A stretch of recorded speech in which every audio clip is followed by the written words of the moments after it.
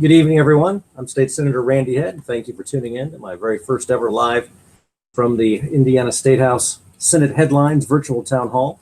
This is a new idea we're trying out so people can ask questions and understand what's going on here in the State House without having to get up really early and travel throughout the cold on a Saturday morning. If you've got questions for me, go ahead and tweet to Senate Headlines. You can also respond in the comments section below, and I certainly hope this proves valuable for you and that we can continue to do this kind of thing in the future. I don't speak for the entire Indiana General Assembly. I don't speak for the caucus. I only speak for myself, and we'll try to answer some of your questions. We've got some questions that were asked earlier on Facebook and Twitter throughout the week, some we hope to get during the session here, and also give you an update on some of the bills that are currently moving. Some of my legislation that I'm pretty proud of comes from the Task Force on Substance Abuse and Child Safety, or Substance Abuse and Mental Health for Children. I'm lucky enough to be a co-chair of that task force, and we've been meeting throughout the year. We've got a packet of legislation that we hope can make a difference for Indiana kids. One of them is Senate Bill 224. It's dealing with licensing for mental health and for addictions therapists. Right now, the national standard for these people to get a license is that they have to get 700 hours of supervision before a license can be granted. But in Indiana, we say it has to be 1,000 hours. So if someone moves here, for instance, their spouse gets transferred, even if they've been in that job for decades, we tell them they can't get a license. They have to go back to college and get 300 more hours of face-to-face supervision. And most of them just walk away from the profession at that point. So we're going to try to align it with the national standards, make it 700 hours, and also say some of that supervision can be through something like Skype, because we have 20 counties in Indiana without any of those people in them. And so no one's there who can do face-to-face supervision. In any event, everyone on the task force hopes that we can get more addictions counselors, more mental health professionals here in the state of Indiana where they're desperately needed. Another bill is 225, which says that everyone who can prescribe opioids in the state of Indiana will need to get 2 hours of continuing education on opioids every 2 years. Right now, physicians have to get 150 hours of continuing education every 3 years on any topic, but we don't require them to get any on opioids. So we're saying of the hours they already have to get, 2 of those need to be about that topic. And the State Medical Association, the State Nurses Association, several professional associations help with that bill, and all were in support, which was a fantastic thing. We're one of the few states that doesn't do that, and I think we can change that.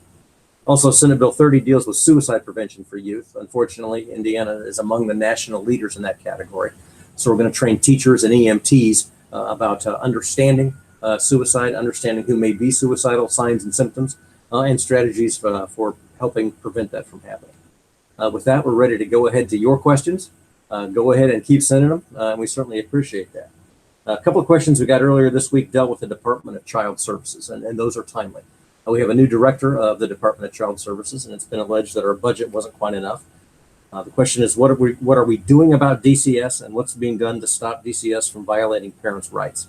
A couple of things. Number one, in the last budget cycle, we increased the budget for DCS by a lot. But one thing that we found is that Indiana has a lot more children in the system per capita than all of our surrounding states. So we've hired the Annie Casey Foundation, which is a neutral third party, and they're professionals in child and childhood issues, to come do a full audit of the Department of Child Services to tell us what they're finding, what the problem is. Why do we have so many kids in the system in Indiana, but this same rate isn't true in Ohio or Illinois or Michigan or any of the other surrounding states? And they're in the process of doing that right now. So probably there won't be any bills that'll have a big effect on DCS until we get that full report, and they've got suggestions on what needs to be done to change it. What can be done to stop violating parents' rights?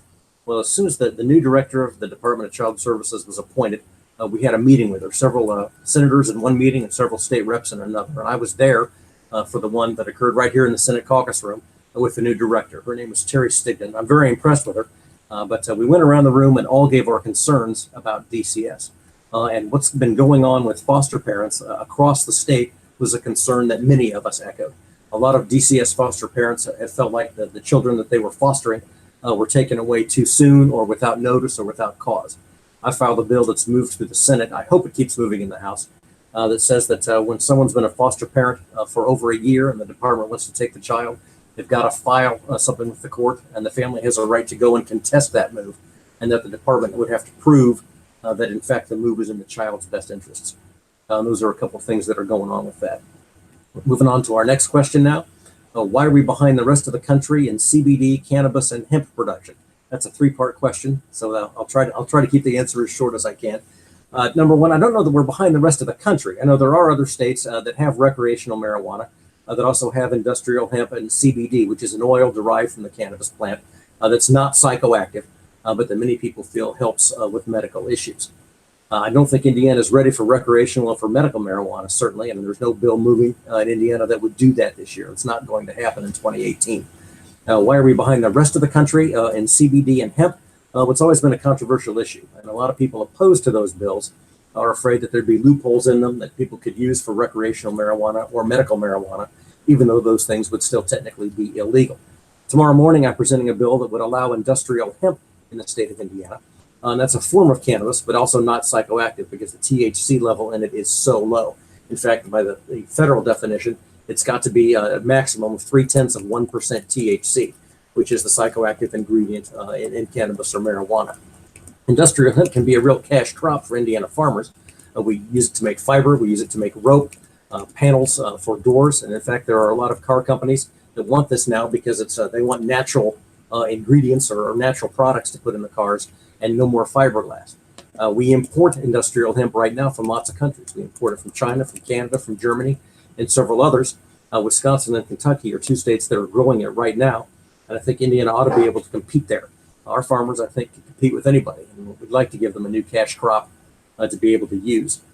House Bill 1137 already made it through the House of Representatives. It's here in the Senate in committee tomorrow.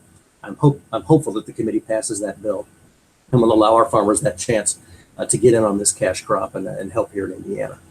Another question is, why did I vote against the CBD bill? There was one Senate Bill 52 that was coming to the Senate. I did vote no on that bill. That was because I was concerned about some procedural things that happened with it. There is a CBD bill that went through the House and came to the Senate. I'm the Senate sponsor for that bill. And again, CBD oil is non-psychoactive. It's derived from the cannabis plant, but it's very low THC, not enough to do anything to make anyone higher or interact with the human body in that way.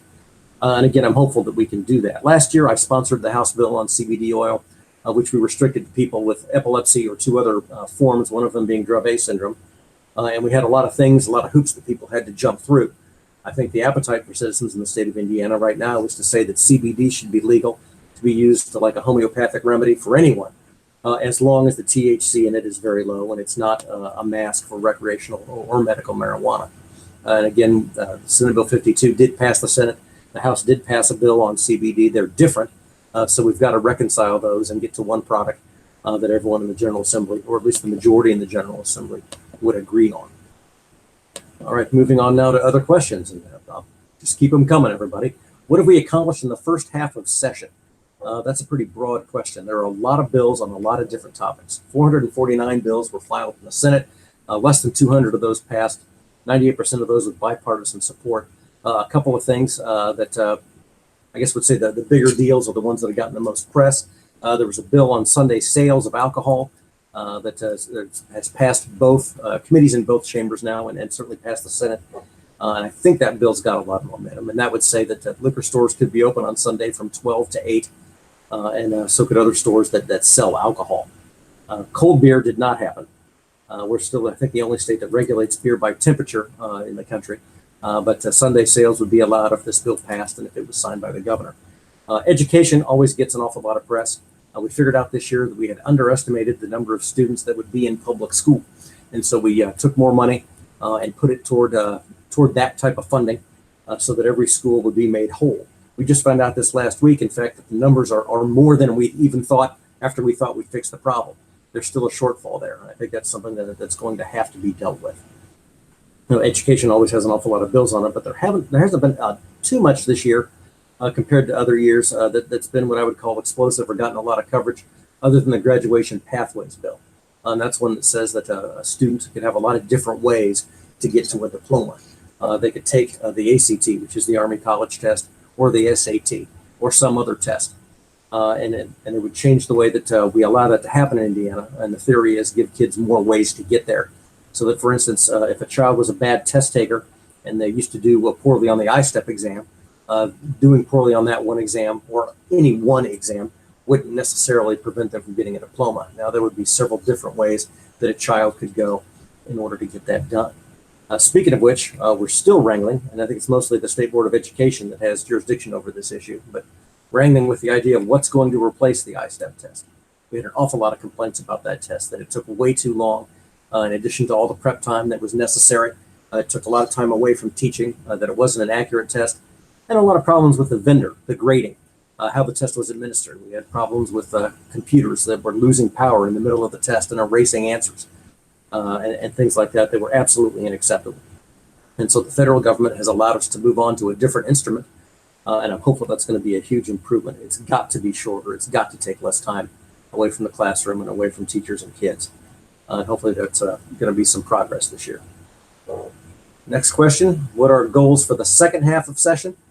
Session is always an unusual time because you get a bill, you get the way that you like it, you get it past one chamber, and suddenly it is either changed drastically in the other chamber or simply doesn't move at all and the bill dies.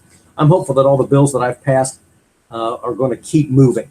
There was very little resistance to those. At the top of the broadcast here, I mentioned several of them. Today I was in the House presenting a bill to create a new court for Kosciuszko County. All the judges and the prosecuting attorney from Kosciuszko County came down and helped with that bill.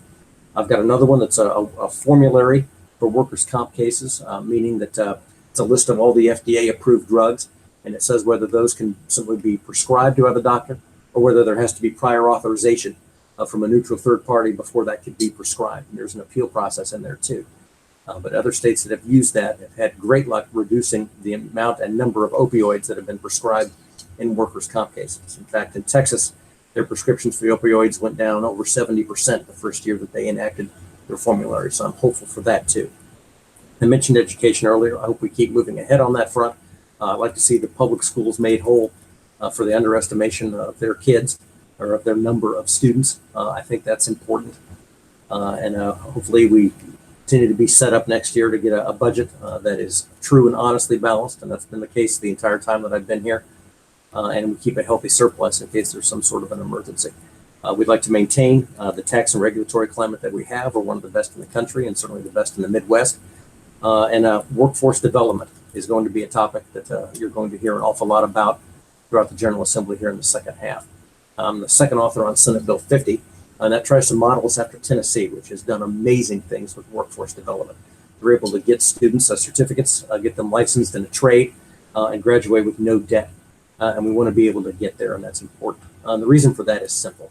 We've done a fantastic job in Indiana of attracting jobs, getting jobs here.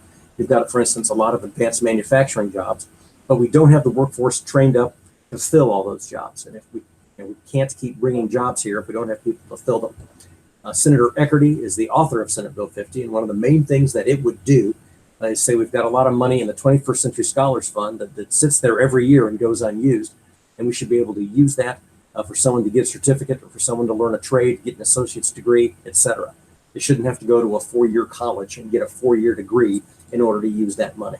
I think that the state has erected a barrier between students and their dreams. Someone wants to get into advanced manufacturing. They want to be a welder. They want to be a diesel mechanic. We've got great jobs that pay good money. And if a kid can graduate and have a certificate or a degree in those things and be debt-free, they're ahead of the game. And maybe even as important as that, they can stay close to home where they grew up if they want to do that. Around 50% of the kids that we send to 4-year colleges get jobs out of state. We've got to find a way to keep our youth here in Indiana if we want to continue to move forward. And that's a goal of mine in the second half of session. So keep watching Senate Bill 50. It may still change. There's plenty of time for that to happen. But I think it's really important and hope that that bill fares well. Okay, next question. All the veterans groups are opposed to House Bill 1319. What's my stance on that legislation that would allow 222% interest to be charged on short-term loans? And whoever wrote that question, thank you for referencing the topic because I don't have all the House bills or the bill numbers memorized. So telling me what the topic is going to help me answer that question. I think that bill's in great trouble. I think I'd be surprised if it moved. Personally, right now, I would vote no on the bill. The reason for that, that I think hasn't been widely reported, is that Indiana's cap on interest rates is lower than the one federally, the one that can be used throughout the country. So a lot of people can go online right now and get a short-term loan for 222% interest over the life of the loan, depending on how often and when it's compounded. And so Indiana lenders, payday lenders, have come to us and said, look, we want to be able to compete with these out-of-state lenders that can get to Indiana customers online. We should be able to charge exactly what they charge. But the reporting on this and the sheer, the maximum, the 222%, how big that number is shocking to an awful lot of people, and that's why the bill has generated that much controversy. People don't want to see someone who needs a short-term loan or a payday loan give up their paycheck and then have to pay 2 times as much as that paycheck was worth in order to pay off the loan. They think it's a way that people will get themselves into more trouble. And again, because of the reporting that's gone on and the number of people now who know and understand that bill and that issue, I'm going to guess that it doesn't move. I've guessed wrong before, but that's my interpretation or my best estimation of the fate of that bill right now. What bills did I author this year, and what's Indiana doing this session to combat the opioid epidemic? We talked a little bit about some of the bills I authored this year. I think the continuing education for opioid prescribers is really a big deal. We're one of 4 or 5 states in the country that doesn't have that now.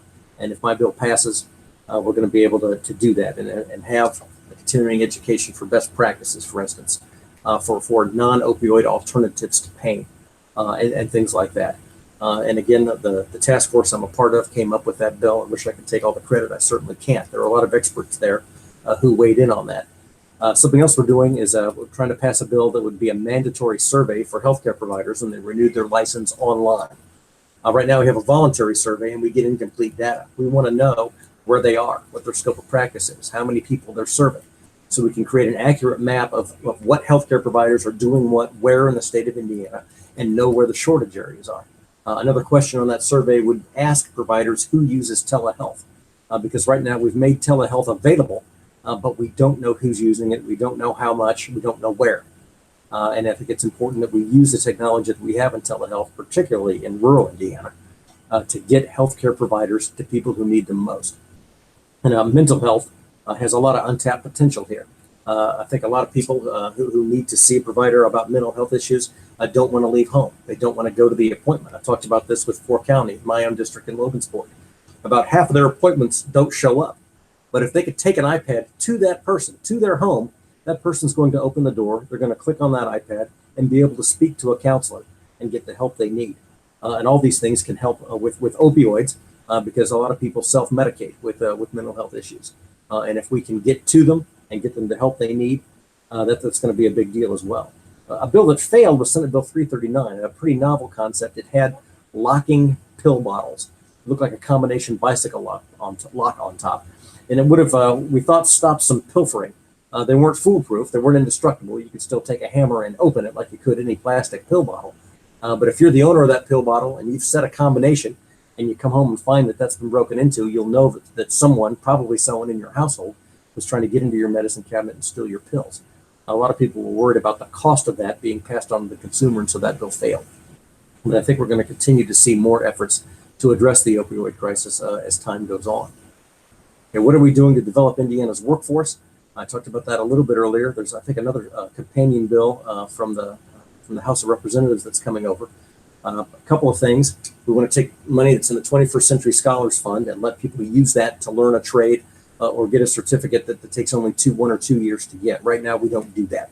We want to make this money available to people so that they have a trade. And I've said before at personal town hall meetings that the state, I think, has gotten in the way of people and their jobs. We've said before, we're not going to let anyone get a Pell Grant unless they want to go to get a 4-year degree. And so people who would go to Ivy Tech and sign up for something that they could get a 4-year degree on later and then quit halfway through. And we say Ivy Tech's got a bad graduation rate because of that. But really, all they ever wanted was the 2-year degree. And not giving them a Pell Grant unless they did that, I think, was a wrong thing to do. So we're trying to work on that with Indiana's workforce.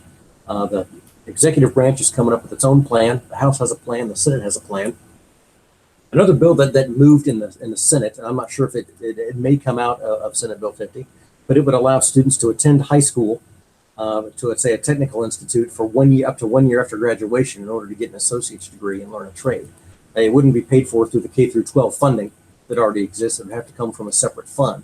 But that way we could build career and technical centers close to where students already are and help keep students close to home, help them get good jobs. I think that's very important. Right. What are we doing to prepare for the more than 1 million jobs expected to open in Indiana over the next decade. That's a great question. We really have to increase our vocational ed and our teaching of technology. A lot of these jobs are going to be driven by technology. Advanced manufacturing is a fantastic idea. Near where I live and in part of my district are people who work at Zimmer and Biomet in Warsaw, Indiana. They're an orthopedics capital of the world with several businesses there that create artificial joints. They design them, they build them, they sell them. And it's a great example of technology that's being used. It's creating jobs for tomorrow and for beyond, for the next decade. We have to be able to teach students to use that technology. We need renewed and more emphasis on vocational ed. And we need to stop telling kids that everybody has to get a 4-year degree. 4-year degrees are fantastic, and we do need more people in Indiana to get them. But there are so many other ways to get a good job, to be able to support a family without having to do that. And I think in the past we've overemphasized that. We need to put more emphasis on vocational training. One thing that the Department of Workforce Development is doing that's very exciting is that they've mapped out all 800 professions in the state of Indiana using software. And that way we're able to forecast what the jobs are going to be over the next 5 or 10 years and help align our school curriculum to meet those needs. And I think I'm very excited about that. I want to support that effort 100%. I'm getting some looks here in the room that tell me I need to stop and take a breath because I get going too fast. Sorry about that, folks. It's been a problem my entire life, and I don't know how to solve it. But I'll try to move to the next question and then speak at a better rate. What are some of my bills that have moved in the House this session? I've had 2 so far, and this is only the first week of the second half of session. So we've got 2 more weeks of the second half, 2 more opportunities for these bills to move. This morning, the bill to create a new court in Kosciuszko County based on the workload there for the judges has moved out of committee unanimously. I've got a bill on my workers' compensation drug formulary is going to be heard next Tuesday on the 26th of February. I've got all 4 bills that came from the task force are going to be heard in the Health and Provider Services Committee in the House of Representatives. And I'm very excited about that. Those bills were very important to me, some of my most important for this session. So I'm grateful that the chairman of the committee there, Cindy Kirchhofer, is going to hear those bills. She had so many bills referred to her, I had to agree that I would take no more than 5 minutes per bill and wouldn't call any other witnesses unless it's just to answer questions. That's how packed her committee schedule is. But I'm very happy that she's made time for the 4 bills that I've already talked about. Well, I'll update you more on those as time goes on. But again, I'm very hopeful. I think that they've got some momentum. All right, if you have any more questions, please go ahead. Oh, here's another one. In 2016, I authored a bill that made it harder to purchase pseudoephedrine. Has Indiana seen a decline in meth lab busts? Well, to quote Sarah Palin, you betcha. I worked with Representative Ben Smoltz on that bill, and our meth lab busts are down about 70%. That doesn't mean that the police are missing them. It means there are a huge drop in meth labs in Indiana. And what we did was we said that pseudoephedrine would be put behind the counter, and the pharmacist would have the discretion on whether to sell someone pseudoephedrine or not. The person who asked this question may be from Fulton County in my district, and if they are, they already know that for me, this idea originated there in Rochester. There's a group of concerned citizens, Val Pemberton, Harry Webb among them, and Harry owns 2 pharmacies, and he got all the pharmacies in Fulton County to agree to try this out as a pilot program. At Walmart in Rochester, they had people lining up for pseudoephedrine when the maximum dose hit the shelves. They texted their friends. The line got long. Everybody asked for the maximum dose. Nobody was buying Kleenex. No one had the sniffles. And everyone suspected they were using this to make methamphetamine, but no one was able to do anything about it until this group got together and came up with a method. They tried it at all the pharmacies in Fulton County, and the number of meth labs there dropped precipitously. And after that, they bought me the data and asked if I would bring a bill, and I was absolutely thrilled to do that. Most people that come to the legislature come with the problem. These people came with a solution. They'd already tried it. It was evidence-based, and they grafted out. And the results in Indiana are the same way. We've dropped more than 70% in meth labs. Now, have we solved the methamphetamine problem by that much? Sadly, no. People are buying meth that's imported from out of state. So we still have plenty of methamphetamine in Indiana, way too much, and it still causes problems.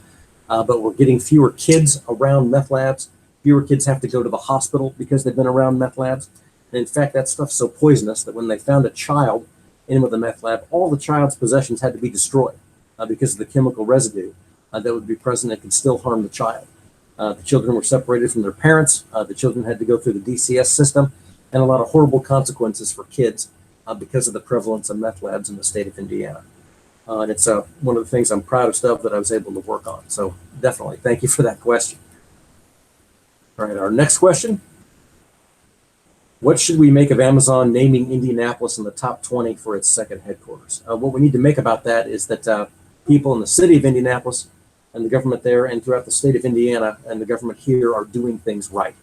I heard someone say that what this means for us is that when other companies are also looking for a place to relocate, they're going to take a look at Indianapolis where they might not have before, because Amazon thoroughly vetted the regulatory structure here in the state of Indiana, the tax structure. They're looking at our workforce, they're looking at our capacity to fill those. I think it's 50,000 jobs, and they've said that we're one of the few left in the running to gain that. Are we going to get it? It's hard to tell.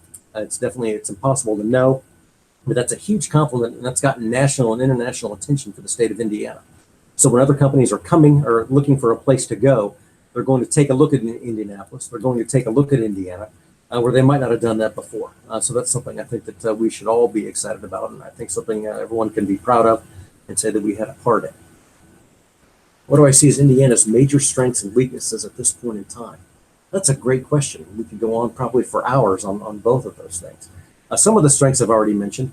I love our tax and our regulatory structure. Not everything about it, certainly. I think it could improve. But being the best in the Midwest for the place to do business, I think is very important. And that dovetails with the last question we had about the Amazon headquarters. When businesses are looking to go somewhere, they want to look and come here. And Northwest Indiana is seeing a boom because so many businesses want to move out of Chicago and out of Illinois because of the horrible taxes there, because of the deficits there, because that state's had trouble paying its vendors, because that state's had trouble paying its pensions that it owes to government workers, because of all the dysfunction there. And the fact that we are the opposite of all that, and that we have the fiscal discipline, that we've built up a strong reserve, that we maintain the strong reserve, that we spend less than we have, and that's important to us. And in fact, we're going to try to make that a constitutional amendment here in Indiana, are some of our greatest strengths. I think that public education is a great strength in Indiana. In my district, I represent all of 3 counties and parts of 3 others. Certainly, there are going to be some people that are upset with individual situations, but overall, I think the satisfaction with our schools in my district is very good. And if a kid wants to go to college, they can get prepared to do that. If they want to learn a trade, we're taking great steps to be able to teach them to do that as well. We've got New Tech in Rochester. We've got a lot of small schools where kids get individual attention that they wouldn't get in a mega high school, something that's 1,500 or 2,000 or 3,000 students. And the parents, I think, are by and large supportive and really like that. Throughout the state, I think our public schools do a really good job. Transparency of state government is another strength. We've gotten a national award as one of the most, if not the most transparent state government in the country. And that's fantastic. What are our weaknesses? We need better educational attainment, whether it's for 4-year degrees or the 2-year degrees or trade certificates that I talked about earlier. Big weakness we have in Indiana right now is we send a lot of kids away. In my district and in a lot of rural Indiana, kids who go to college, if they stay in Indiana, they generally don't stay at home. They go where job opportunities are. So I'd like to see more opportunities built up in rural Indiana so that kids can stay and raise their families in the same communities where they were raised. And that's important for a lot of small towns throughout the state of Indiana. I should mention our universities are a great strength. I think agriculture, of course, is a great strength.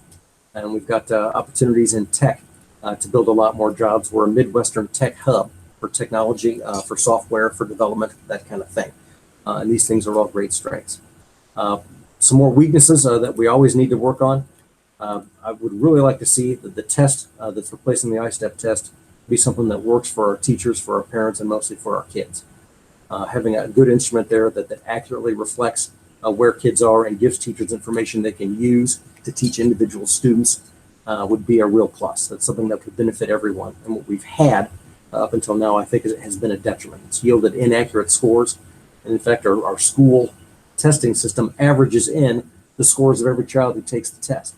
So you average in the very best, you average in the very worst, and what you get is one letter grade that doesn't reflect anybody's individual situation. And it's really difficult to get an accurate read using that. I think most of the time those grades are inaccurate and don't really tell us what the schools are doing. All right, well, I want to thank everyone who watched, who sent in questions earlier this week beforehand. who sent in questions today, this evening. Happy Valentine's Day, everyone. Thanks for tuning in on today of all days. Thank you for participating, and I hope you got all the answers that you were looking for. If you have any further questions or comments, feel free to comment below. You can call my office at 317-232-9488. I'm State Senator Randy Head. It's been a pleasure to be with you this evening. Good night.